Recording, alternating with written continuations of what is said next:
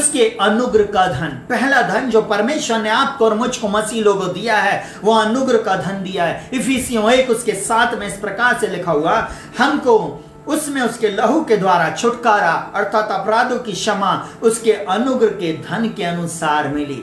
सबसे पहला धन इस संसार में किसी के पास नहीं है, परंतु वो मसीह लोगों के पास है, उसके अनुग्रह का धन। जब हम पापी ही थे तब मसीह मेरे और आपके लिए मरा। हालेलुया। जब हम निर्बलता दुर्बलता में थे, जब हम पाप में जीवन व्यतीत कर रहे थे, तब परमेश्वर पिता की अद्भुत योजना में उसने अपने पुत्र प्रभु यीशु मसीह को आपके और मेरे लिए दिया। हालेलुया। वो JESUS जीसस जो अनुग्रह को बताता है, वो मेरे और आपके जीवन में आ गया। वो यीशु मसीह आपको और मुझको बचाने के लिए आ गया। हालेलुया। और उस अनुग्रह के धन के द्वारा मेरा और आपका छुटकारा हुआ है।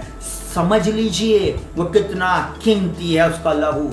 हालेलुया। उसका अनुग्रह कितना कीमती है, इस बात को जानने की आपको और मुझको आवश्यकता है। इस संसार के लोगों को ये सब चीजें नहीं मालूम, परंतु आज आप इस बात को सोच लीजिए। अब वो बोलता, सुनिएगा बहुत ध्यान से, उसके लहू के द्वारा छुटकारा अर्थात अपराधों की क्षमा मिली है।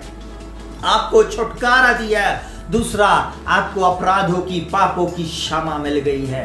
हालेलुया। पहला धन आपके जीवन में कार्य करेगा। हालेलुया।